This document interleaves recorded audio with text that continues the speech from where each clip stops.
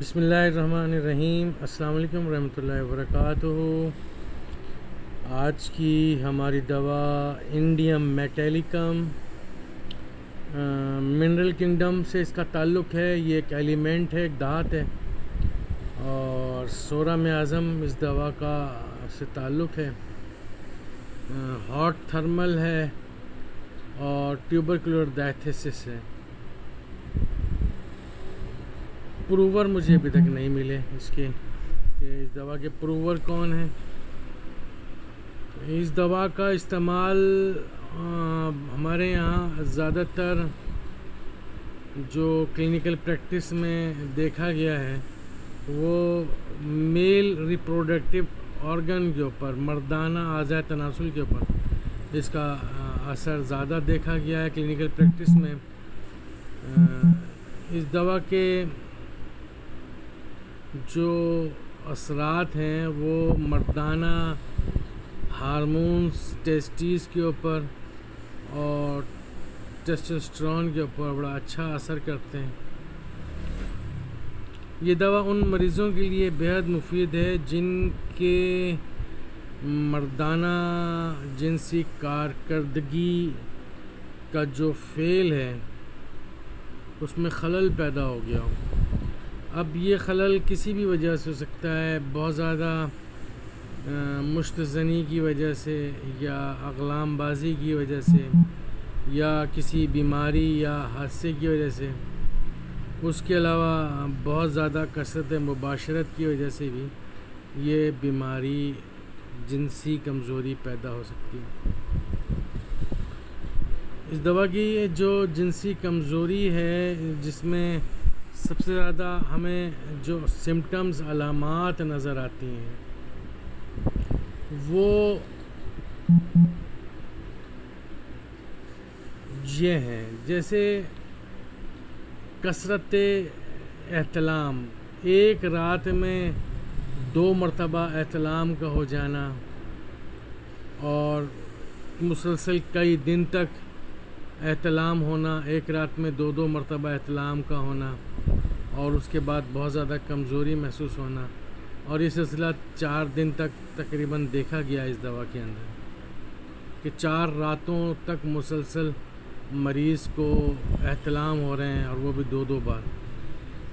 اس دوا میں جو احتلام ہوتے ہیں بنا جنسی تحریک کے ہوتے ہیں، بغیر کسی خواب کے ہوتے ہیں، یعنی کہ کوئی جنسی خواب نہیں ہوتا، کسی قسم کا کوئی جنسی تحریک نہیں ہوتی جس کی وجہ سے احتلام کو دیکھا جائے۔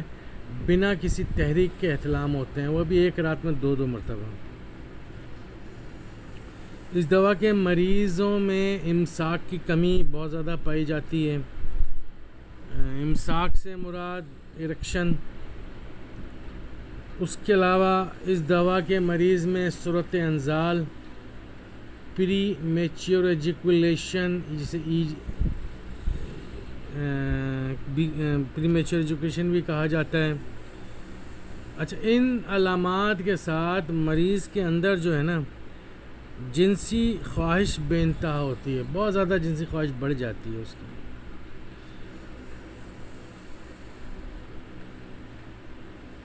کمر درد اس دوا میں مریض کے اندر پایا جاتا ہے، احتلام کی زیادتی کی وجہ سے، یا کسی غیر قدرتی یا غیر فطری عمل کی وجہ سے۔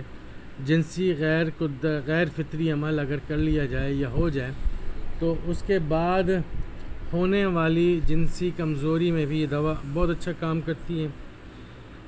اس دوا کے مریض کی جو ایپیڈیمائڈائٹس کی جو نالیاں ہوتی ہیں، ٹیسٹیز کی جو رگیں ہوتی ہیں، ان میں تکلیف ہوتی ہے، بہت زیادہ درد ہوتا ہے، اس میں سوجن پائی جاتی ہے۔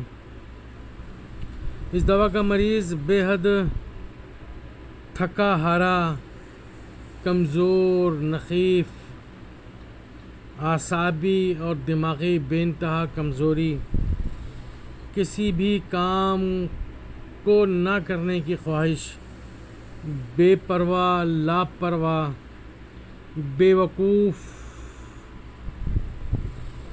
اور یکسوئی کی کمی اس دوا کے مریض میں پائی جاتی ہے۔ اس کے علاوہ اس دوا کے مریض میں مطالعے کی کمی پائی جاتی ہے، کیونکہ مطالعہ کرنے سے، کتاب بینی کرنے سے اس کے سر پر بہت زیادہ بھاری پن شروع ہو جاتا ہے اور درد شروع ہو جاتا ہے، اور مزاج میں وہ چڑچڑاپن پیدا ہو جاتا ہے، غصہ پیدا ہو جاتا ہے، بے چینی اس کے اندر پائی جاتی ہے۔ اس دوا کے مریض میں بے چینی پائی جاتی ہے۔ اس بے چینی کی وجہ سے، وہ تھکان کی وجہ سے وہ اگر بیٹھ جائے تو وہ کچھ دیر کے لیے بیٹھ پاتا ہے، اس کے اندر پھر بے چینی شروع ہو جاتی ہے اور پھر حرکت کرنے پہ مجبور ہو جاتا ہے۔ حافظہ کا اس دوا کے مریض میں کمزوری پائی جاتی ہے، غور و فکر کی کمی پائی جاتی ہے، کسی بھی چیز کے اوپر یکسوئی اس سے نہیں ہو پاتی، یکسوئی نہیں کر پاتا، یکسوئی کا فقدان ہوتا ہے، بہت زیادہ کنسنٹریشن نہیں ہو پاتی اس کی۔ یہ سب علامات عمومی طور پر ہم دیکھتے ہیں کہ ان لوگوں میں پائی جاتی ہے جو جنسی بہراروی کے شکار ہوتے ہیں، یا ضرورت سے زیادہ انہوں نے لائف کو انجوائے کیا ہو، اپنی لائف پارٹنر کے ساتھ کیا ہو، یا کسی غیر عورت کے ساتھ اپنی لائف کو انہوں نے خوب انجوائے کیا ہو۔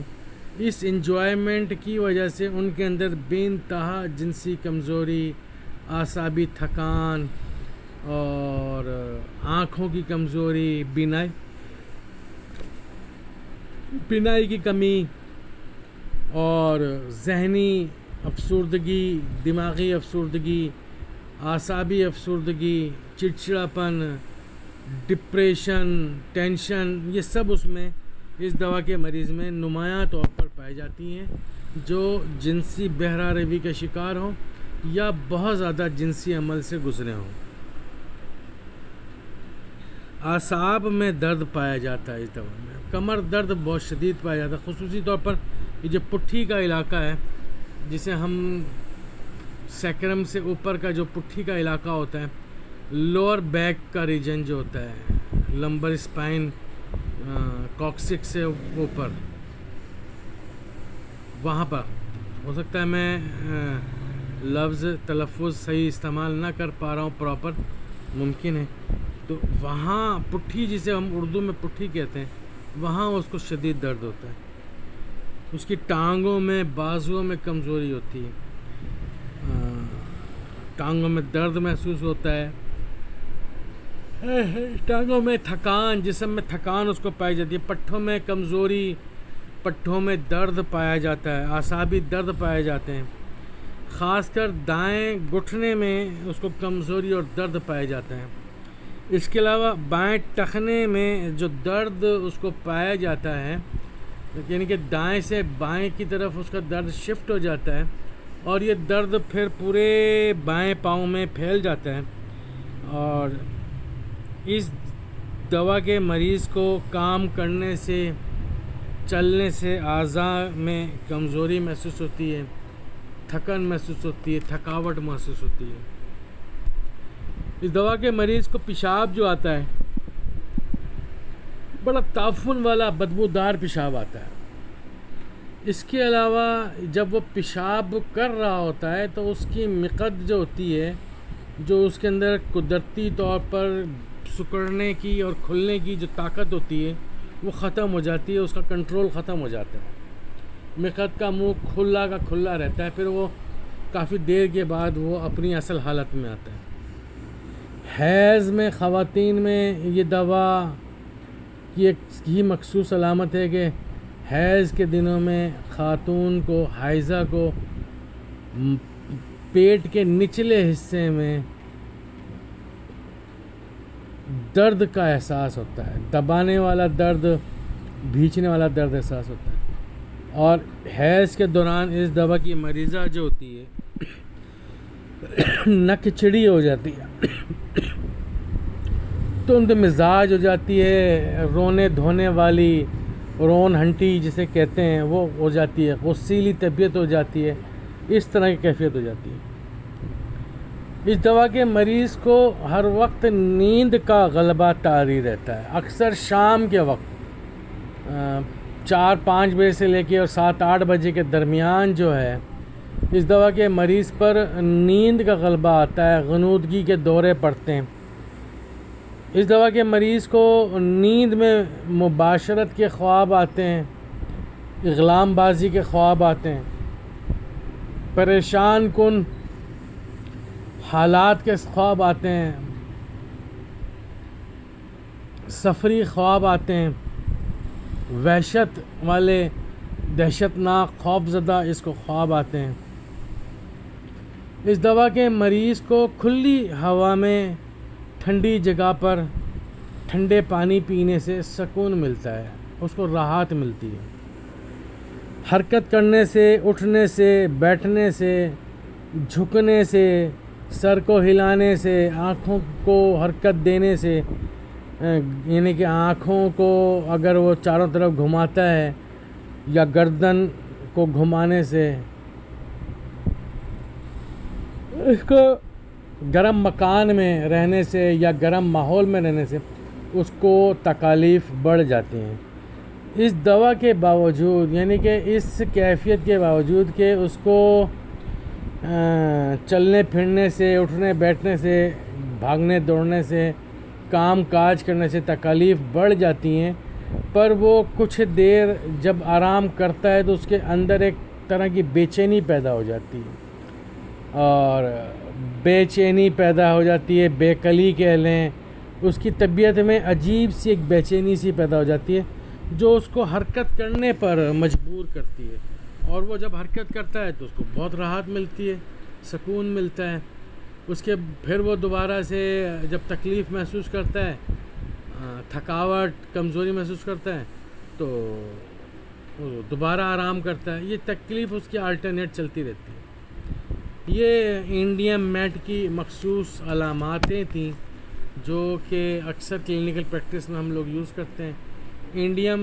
انڈیم میٹ کو اکثر ہومیوپیتھ ایزوسپرینیا میں بھی استعمال کرتے ہیں۔ یہ دوا سیمین کو بڑھانے میں، سیمین میں جو اسپرم ہوتے ہیں ان کو مضبوط کرنے میں بڑی مددگار ثابت ہے۔ اس کے علاوہ یہ سیلینیم اور ٹیٹینیم میٹ کے ہم پلہ دوا ہے۔ تقریباً ان تینوں ادویات کی علامات سیم ایز اٹ از ہیں، ایک جیسی ہیں۔ تو یہ تینوں دوائیاں ہم پلہ ہیں، ایک جیسی ہیں، بس ان کی کمی زیادتی موڈیلٹیز کے اوپر ہم تب مریض کو دوا تبدیل کر سکتے ہیں، دے سکتے ہیں۔ اللہ تعالی ہم سب کا حامی و ناصر ہو۔ میں ہوں ہومیوپیتھک ڈاکٹر محمد حامد انصاری، سکھر سندھ، پاکستان سے۔ میرا نمبر ہے 0300 3133 990۔